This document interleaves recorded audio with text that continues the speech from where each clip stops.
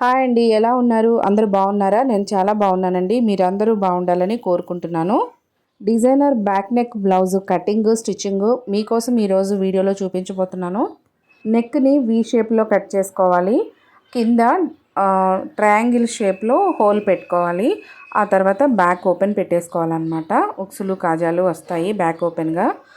పైన థ్రెడ్స్ పెట్టినా పెట్టకపోయినా షోల్డర్ దగ్గర ఈ V shape plus triangle shape ఉంది కదా, దీన్ని జాయింట్ చేయడం కోసం ఖచ్చితంగా థ్రెడ్స్ పెట్టుకొని ఇలా లట్కన్స్ పెట్టుకోవాలి. పైన థ్రెడ్స్ పెట్టుకోవడం పెట్టుకోకపోవడం అది మన ఇష్టం అనమాట. మొత్తానికైతే ఈ డిజైన్ చాలా బాగుంటుందండి. లేట్ చేయకుండా వీడియోలోకి వెళ్దాము. ముందుగా ఎలా కట్ చేసుకోవాలో చూపించేస్తాను. కింద ఖర్చు కోసం ఒక 1/2 ఇంచు వదిలేయాలి. పైన షోల్డర్ దగ్గర ఖర్చు కోసం ఒక 1/2 ఇంచు వదిలేయాలి. తర్వాత బాడీ లూజ్ వచ్చేసి 9 అంగుళాలు, మిగిలిన ఎక్స్ట్రా ఉన్నది ఖర్చు కోసం అనమాట. అది 1.5 నుంచి 2 అంగుళాల వరకు తీసుకోవచ్చు. వీటన్నిటికీ ఇప్పుడు మనం ఇలా లైన్స్ మార్క్ చేసుకోవాలి. ఇక్కడ నెక్ దగ్గర కూడా మనం ఒక 1/2 ఇంచు ఖర్చు కోసం ఇలా లైన్ మార్క్ చేసుకున్న తర్వాత నెక్ డీప్ వచ్చేసి ఖర్చు వదిలేసి 8 అంగుళాలు తీసుకున్నాను. నెక్ విడ్త్ 3 అంగుళాలు తీసుకున్నాను. చూడండి, ఇలా పైన కింద 3 అంగుళాలకి ఇలా మార్క్ చేసుకొని ఒక లైన్ డ్రా చేసి ఇప్పుడు దీన్ని మనం వీ షేప్కి ఇలా డ్రా చేసుకోవాలి. ఇలా వీ షేప్ డ్రా చేసిన తర్వాత ట్రయాంగిల్ షేప్ కోసం 3 అంగుళాల వెడల్పుకి మార్క్ చేసుకోవాలి. పైన మనం 3 అంగుళాలు తీసుకున్నాం కదా, అందుకని 3 అంగుళాలు తీసుకుంటున్నాను ఇక్కడ కూడా. ఆ తర్వాత వీపు కప్పు ఉంది కదా, ఈ వీపు కప్పు ఖర్చు వదిలేసి మనం ఎంత లోతు తీసుకోవాలి ట్రయాంగిల్ షేప్ అనేది చూద్దాం. 6 అంగుళాల పొడవు ఉందండి వీపు కప్పు. ఇందులో 2.5 అంగుళాలు ఉక్సులు పట్టీల కోసం వదిలేసి 3.5 అంగుళాలు ట్రయాంగిల్ షేప్ కోసం తీసుకుంటున్నాను.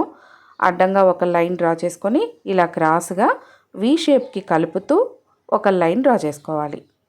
ఓకే, ఇలా డ్రా చేసిన తర్వాత ఇప్పుడు మనం పైన అంటే అటు క్లాత్ మీద ఎంత వెడల్పు వస్తుందో మీకు ట్రయాంగిల్ షేప్ చూపించడం కోసం నేను డ్రా చేస్తున్నాను అనమాట. ట్రయాంగిల్ షేప్ ఇలా వస్తుంది. ఓకేనా, ఇప్పుడు మనం 9 అంగుళాల బాడీ లూజ్ ఉంది కదా, ఆ లూజ్ దగ్గరికి ఇలా ఫోల్డ్ చేసుకొని ఇక్కడ ఒక టక్స్ పెట్టుకోవాలి. కట్స్ పెడితే ఇది మనకి టక్స్ వేసుకోవటానికని ఒక ఐడియా అనమాట. ఇప్పుడు మనం దీన్ని కట్ చేసుకోవచ్చు. ఇది నేను లైనింగ్ మాత్రమే కట్ చేస్తున్నానండి, మెయిన్ ఫ్యాబ్రిక్ని కట్ చేయట్లేదు.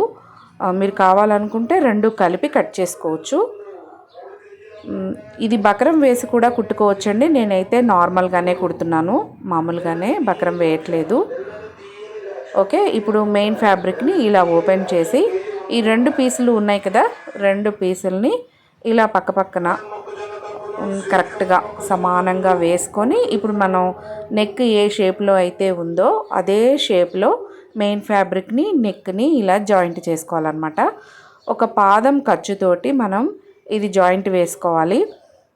ఇలా నెక్ షేపు వీ షేప్ ఉంది కదా, వీ షేప్ దగ్గరికి వచ్చిన తర్వాత ట్రయాంగిల్ షేప్కి వీ షేప్కి సెంటర్ అనమాట. ఈ సెంటర్కి వచ్చిన తర్వాత మనం ఒక థ్రెడ్ పెట్టుకోవాలి. థ్రెడ్స్ కుట్టుకుంటాం కదా వెనక షోల్డర్ దగ్గర కట్టుకోవడానికి. ఈ థ్రెడ్ని కరెక్ట్గా కోన్ షేప్ దగ్గరకు వచ్చిన తర్వాత ఇలా పెట్టుకొని ఒకసారి రబ్ చేసుకొని మళ్ళీ పాదం లేపి టర్న్ చేసుకొని మళ్ళీ ట్రయాంగిల్ షేప్ని కుట్టుకోవాలి. ట్రయాంగిల్ షేప్ కుట్టేటప్పుడు కూడా చాలా జాగ్రత్తగా షార్ప్గా వచ్చేటట్లు కుట్టుకోవాలన్నమాట. ఒక పార్ట్ కుట్టడం అయిపోయిందండి. ఇప్పుడు రెండో పార్ట్ని కూడా ఇదే విధంగా కుట్టుకోవాలి. ట్రయాంగిల్ షేప్ కార్నర్స్ ఉన్నాయి కదా, మూలలు, ఆ మూలల దగ్గరకు వచ్చినప్పుడు మటుకు చాలా షార్ప్గా వచ్చేటట్లు కుట్టుకోవాలి. పొరపాటును కూడా రౌండ్ షేప్ రాకూడదనమాట. Triangle shape edge V shape రెండు కలిసిన చోట మళ్ళీ ఒక థ్రెడ్ని పెట్టుకోవాలి. ఇటువైపు కూడా పెట్టుకొని ఇలా ఒకసారి రబ్ చేసుకొని పాదం ఖర్చు వరకు కుట్టుకొని తర్వాత మళ్ళీ వీ షేప్ని కుట్టడం స్టార్ట్ చేయాలన్నమాట. ఇది కుట్టేటప్పుడు మనకి ఫోల్డింగ్స్ లేకుండా ముడతలు రాకుండా నీట్గా సర్దుకుంటూ కుట్టుకోవాలండి. ఓకేనా, ఇలా కుట్టేసిన తర్వాత ఇప్పుడు ఎక్స్ట్రా ఉన్న నెక్ పార్ట్ని కట్ చేసుకోవాలి. ఇలా neck part V shape cut చేసేసాను ముందు, తర్వాత ట్రయాంగిల్ షేప్ని అనమాట. ఇలా కుట్టుకోవడం వల్ల మనకి 2 పార్ట్లు ఒకేసారి అయిపోతాయి అన్నమాట. అందుకనే నేను ముందుగా బ్యాక్ నెక్ని కట్ చేయలేదు. బ్యాక్ నెక్ని మెయిన్ ఫ్యాబ్రిక్ ఫోల్డింగ్లో తీసుకున్నాను, లైనింగ్ ఏమో కటింగ్లో వచ్చిందనమాట. ఇలా నెక్ పార్ట్ దగ్గర అక్కడక్కడ ఇలా టక్స్ పెట్టుకోవాలి. ట్రయాంగిల్ షేప్లోనేమో కార్నర్స్ ఉన్నాయి కదా మూలలు, అలా మూలల దగ్గర టక్స్ పెట్టుకోవాలి. మనం థ్రెడ్ పెట్టి కుట్టాం కదా, అక్కడ మటుకు ఎడ్జ్ని కట్ చేసుకోవాలి. ఇప్పుడు ఈ థ్రెడ్ తోటి దీన్ని రివర్స్ చేసుకుంటే మనకి చక్కగా వీ షేప్ అనేది వచ్చేస్తుంది అనమాట. మంచి షేప్ వస్తుంది థ్రెడ్ పెట్టుకోవడం వల్ల. ఇప్పుడు లైనింగ్ని పూర్తిగా రివర్స్ చేసుకొని మంచి షేప్ ఒకటి ప్రిపేర్ అయిపోయింది కదా. మనం కావాలనుకుంటే దీన్ని ఐరన్ చేసుకొని ఆ తర్వాత కుట్టుకోవచ్చు. ఐరన్ చేసుకుంటే నీట్గా వస్తుంది షేపు. ఆ తర్వాత రెండవ దాన్ని కూడా ఇలాగే పూర్తిగా లైనింగ్ని టర్న్ చేసి మంచి షేప్ అనమాట. మనం ఏ షేప్లో అయితే కుట్టుకున్నామో ఆ షేప్లన్నీ పర్ఫెక్ట్గా రావడం కోసం సరి చేసుకుంటూ ఇలా థ్రెడ్ని బయటికి లాగేసేయాలి. చూడండి ఎంత చక్కగా వచ్చిందో షేపు, చాలా బాగా వచ్చింది కదా. ఈ థ్రెడ్స్ మనం ఇలా చక్కగా ముడేసుకొని కట్టుకుంటే సరిపోతుంది. ఖచ్చితంగా మటుకు ఇక్కడ మనకి థ్రెడ్స్ ఉండాలి. ఇప్పుడు దీన్ని ఒక పాదం ఖర్చు అంటే దగ్గర దగ్గర ఒక 1/2 ఇంచు ఖర్చు వరకు తీసుకోవచ్చండి.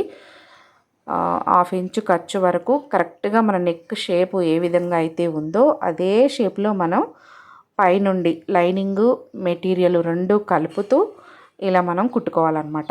ఇలా కుట్టేసాం కదా. ఇప్పుడు నెక్స్ట్ మనం ఈ మెయిన్ ఫ్యాబ్రిక్ని లైనింగ్ని టోటల్గా బ్యాక్ పార్ట్ అంతా కూడా ఇలా జాయింట్ వేసుకోవాలి. ఇలా చక్కగా చంకలు, షోల్డరు, సైడ్ జాయింట్ వైపు, నడుము దగ్గర ఫోల్డింగ్స్ లేకుండా చూసుకొని చక్కగా జాయింట్ వేసేసుకోవాలి. ఇలా జాయింట్ వేసిన తర్వాత టక్స్ వేసుకోవాలి. తర్వాత ఉక్సులు పట్టి, కాజల్ పట్టి, నడుము పట్టి కూడా వేసుకోవాలి. బ్యాక్ పార్ట్లో ఒక పీస్ కుట్టడం పూర్తయిపోయింది కదా. ఇప్పుడు రెండవ పీస్ని కూడా ఇదే విధంగా కుట్టుకోవాలి. ఒక 1/2 ఇంచ్ ఖర్చు, ఫస్ట్ది మనం ఎంతైతే ఖర్చు తీసుకున్నామో అంతే ఖర్చుని మెయింటైన్ చేస్తూ కుట్టుకోవాలండి. ఈ థ్రెడ్ పెట్టుకున్నాం కదా, థ్రెడ్ పెట్టిన చోట మంచి షేప్ కరెక్ట్గా కోన్ షేప్ వచ్చేలాగా కుట్టుకోవాలన్నమాట. చక్కగా నెక్ షేప్ అంతా కూడా ఇలా కుట్టేసిన తర్వాత ఇది కూడా బ్యాక్ పార్ట్ని అంటే లైనింగ్ని మెయిన్ ఫ్యాబ్రిక్ని రెండింటిని కలిపి జాయింట్ వేసుకోవాలి. మీకు ఎలా వీలుంటే అలా వేసుకోవచ్చు. లైనింగ్ మీద నుంచే కుట్టాలి అనేం లేదు, ఫ్యాబ్రిక్ నుంచి కుట్టాలని ఏం లేదు. మీకు ఎలా వీలుంటే అలా వేసుకోవచ్చు అన్నమాట. ఇందాక లైనింగ్ పైన ఉండేటట్లు కుట్టాను కదా, ఇప్పుడు లైనింగ్ కింద వైపుకి వెళ్ళిపోయింది. ఇలా కూడా కుట్టుకోవచ్చు అనమాట. మీకు రెండు చూపిస్తున్నాను నేను. ఎలా వీలుంటే అలా కుట్టుకోవచ్చు. మనకి లైనింగ్ కనపడుతున్నంత వరకు మనకి ఇబ్బంది ఏమీ లేదు. ఇప్పుడు ఎక్స్ట్రా ఉన్నదంతా కూడా కట్ చేసుకోవాలి. ఇలా కట్ చేసిన తర్వాత ఇప్పుడు దీనికి ఉక్సులు పట్టి, కాజల్ పట్టి వేద్దాము. 2 అంగుళాల వెడల్పు ఉన్న క్లాత్ కాజల్ పట్టీల కోసం ఎంత అంటే మనకి 2.5 అంగుళాలు అవసరం పడుతుంది కదా పొడవు. అందుకంటే కొంచెం ఎక్స్ట్రా పొడవు తీసుకొని ఒక 1/2 ఇంచు పైన ఎక్స్ట్రా ఉండేటట్లు చూసుకొని జాయింట్ వేసిన తర్వాత చూడండి పైన ఇలా ఫోల్డ్ చేసుకోవాలి. కింద వైపున కూడా సమానంగా క్రాసులు లేకుండా చూసుకొని దీన్ని జాయింట్ వేసుకోవాలన్నమాట. వెనక్కి ఫోల్డ్ చేసుకొని దీన్ని జాయింట్ వేయాలి. ఆ తర్వాత ఒక 1/2 ఇంచు గ్యాప్లో మళ్ళొక డబల్ స్టిచ్ కూడా వేసుకోవాలి. కాజాలు ఈ 2 కుట్ల మధ్యలో కాజాలు కుట్టుకోవాలన్నమాట. ఎక్స్ట్రా ఉన్నదాన్ని కూడా కట్ చేసుకున్నాం కదా, నీట్గా దారాలు కట్ చేసుకుంటే చూడటానికి నీట్గా బాగుంటుంది. ఎక్స్ట్రా దారాలు ఏమీ లేకుండా చూడాలి. తర్వాత 2 అంగుళాల వెడల్పు ఉన్న క్లాత్ ఒక 3-3.5 అంగుళాల పొడవు ఉండేటట్లు చూసుకొని పైన నెక్ వైపున మటుకు ఖచ్చితంగా ఎక్స్ట్రా ఉండాలి. ఒక 1/2 ఇంచు కింద నడుము వైపు ఉన్నా లేకపోయినా పర్వాలేదు.